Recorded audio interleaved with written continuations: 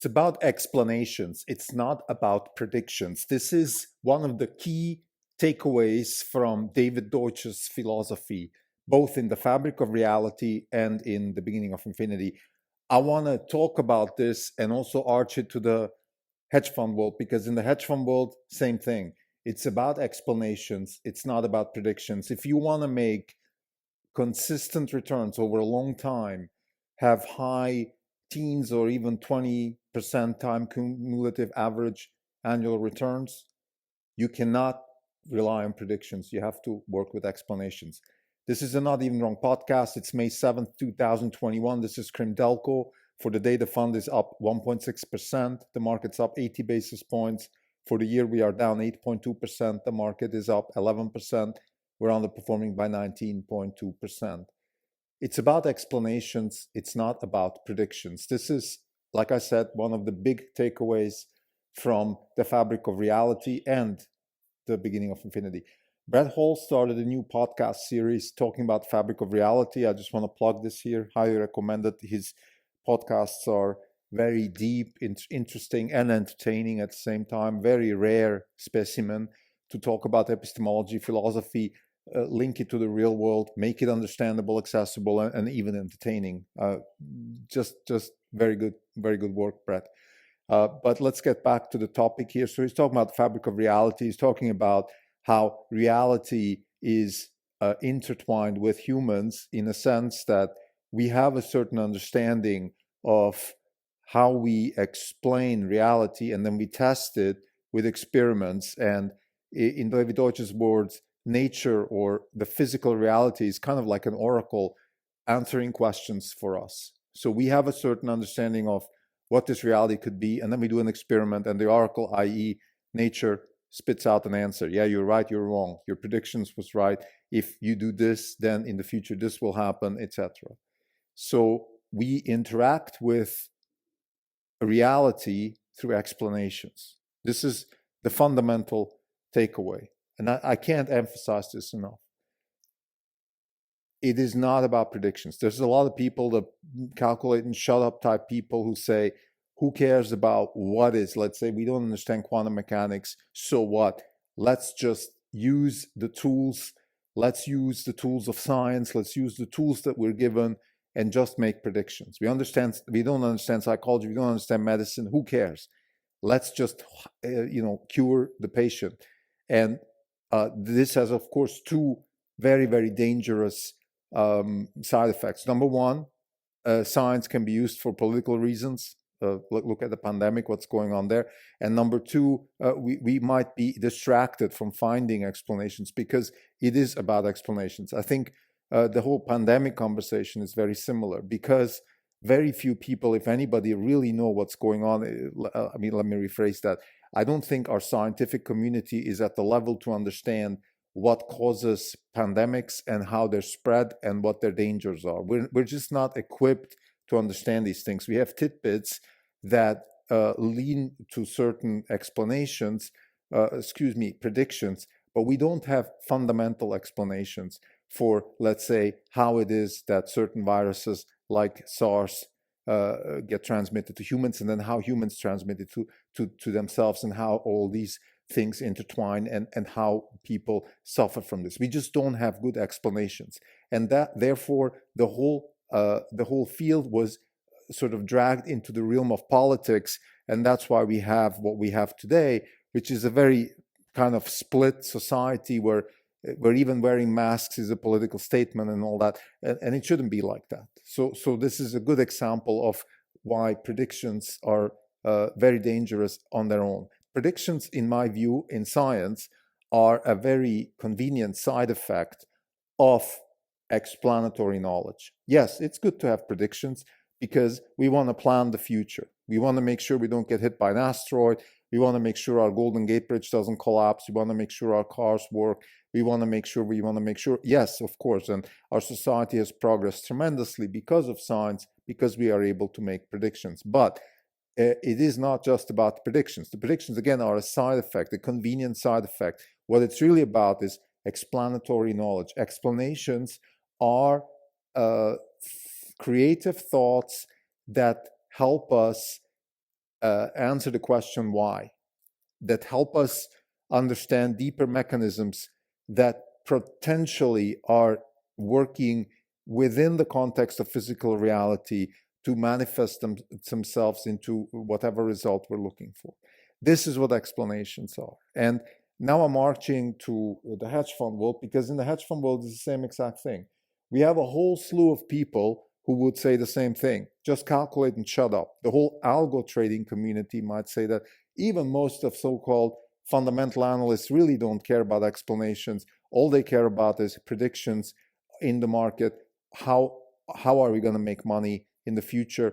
And if we're right, we can make more money, and so on and so forth. I think the problem, particularly in the algo community, is very prevalent because they even proudly, so I've had conversations with people, very highly educated AI people, computer scientists that enter the field of finance, that first and foremost spit on the finance people because they're all a bunch of gibberish talking nonsense people. We are the computer scientists with our algorithms. We understand what's going on, and we really don't need to know what the underlying explanations are. As long as our algorithms work and predict the right prices, we are superior.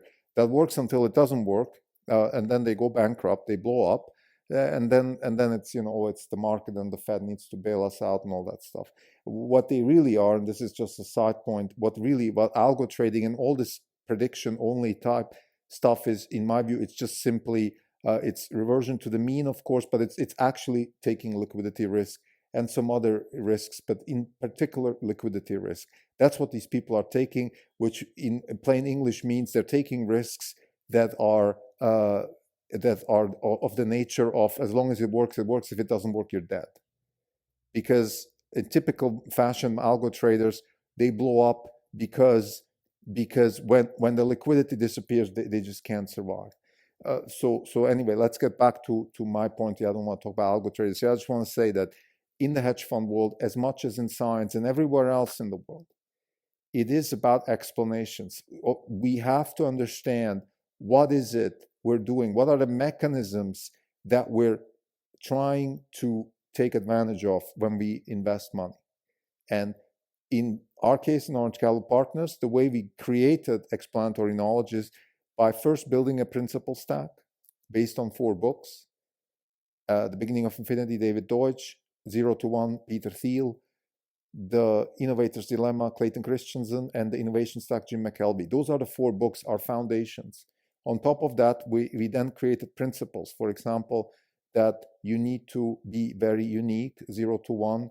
You need to have a strategy to build a legal monopoly, 0 to 1. The way you do that is to compound knowledge into what Jim McKelvey calls an innovation stack. You need to also have relentlessly driving down the cost and basically make it impossible for competitors to even contemplate competing, which is really the quintessential message from the Innovator's Dilemma. Although Clayton Christensen never really formulated it that way, he said that capable managers just don't compete because they're focused on their core business. But in reality, the reason they don't compete is because they can't, because the cost structure is the real competitive threat that they can't compete with as incumbents. So those are principles. I just mentioned a few that we derived from the principle stack, and they are helping us create explanatory knowledge around our investments. Tesla is a good example. Tesla is a unique company that is building a legal monopoly based on several innovation stacks there, where the incumbents cannot compete, the car companies cannot compete because their cost structures are too high. The utilities cannot compete with the energy business because their cost structure is too high.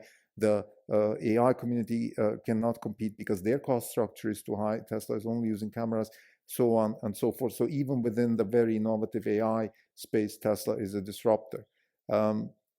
We then have, let's say, in the CRISPR side, just yesterday, we spoke about the why we are investing in the biotech space and how we see that.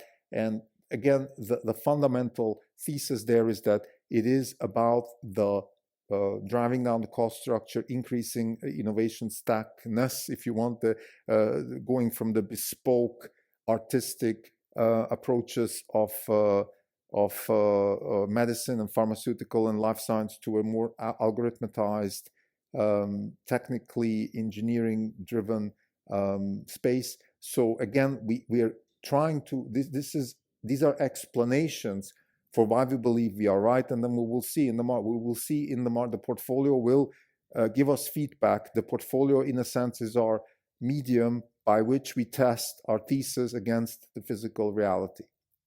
So this is, why is this important? Well, it's important for several things. First and foremost, we don't think that we can deliver. We have delivered since inception 2008. Orange Capital Partners has a cumulative annual average return of 19.7%, which I think is one of the highest returns, if not the highest return in the hedge fund business in that cohort of hedge funds.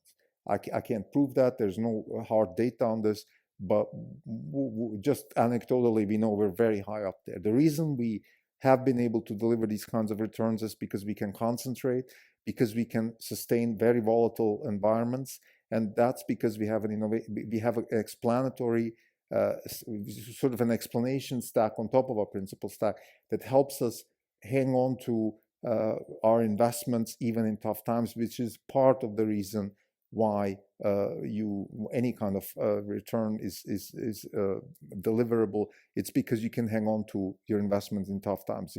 If it's only good times, then everybody will be able to hang on to and deliver those kinds of returns. I think the high concentration is also almost an imperative to high returns, because you cannot, the more spread you are, the more diversified you are, the higher your risk, because the less you know, the less explanations you have, the more positions you have in the portfolio. But more importantly, you miss out on the very, very high cumulative returns of those few companies and entrepreneurs that actually are able to deliver higher returns. Now, to finish the episode, I want to also discuss another concept from the fabric of reality, which is the crucial experiment. It's experimentation is key in developing explanatory knowledge. We know that from Popper, and we know that from David Deutsch. Fundamentally, explanations are very fragile because we don't know if we're right or wrong. We have no idea. So the way we do that is we test it through experiments. A crucial experiment is an experiment that is able to split two explanations and decisively say, this one is right and this one is wrong. This is a crucial experiment. And I think in business, we call that inflection point. In business, a crucial experiment is an inflection point in the sense that it says, well, given this particular experience, now we know that this theory is right and this theory is wrong. For example, when we learned that Tesla was able to do well during COVID times, the theory that Tesla is a fragile company that cannot make money and is going to be suffering and all that, that theory was thrown overboard. Because if you can survive such a tough environment like the COVID times, you definitely are in the position to succeed over the long term. So this was a crucial experiment. Crucial experiment would be the success of AI as a software that can drive your car without intervention, which would split the theory of Tesla is not able to do it versus Tesla can do it, and then Tesla becomes an AI company, and therefore the valuation would change. A crucial experiment would be, for example, that Pacific Bioscience creates long-read sequencing technology, which is better and cheaper than anybody else, and therefore takes over the market. Once that happens, then the theory that Pacific Bioscience is just a Me Too company following the leaders like Illumina, those theories would be split. And so my point here is that crucial experiments in science are kind of like what Thomas Kuhn calls the paradigm shift, the manifestation of it through the experiment. We in the business world call it inflection point, because it shows that something that was going in this direction now is changing direction and speed. It can also go the other way, of course, the wrong way. But in terms of wealth generation, you can summarize wealth generation into a number of crucial experiments that go your way. And the reason they go your way is because you had the right explanatory knowledge in the beginning to put a large position in place so that you can then anticipate those crucial experiments and the success of them, and therefore generate the kind of wealth that you're expecting to generate with your explanatory knowledge in place. Thank you.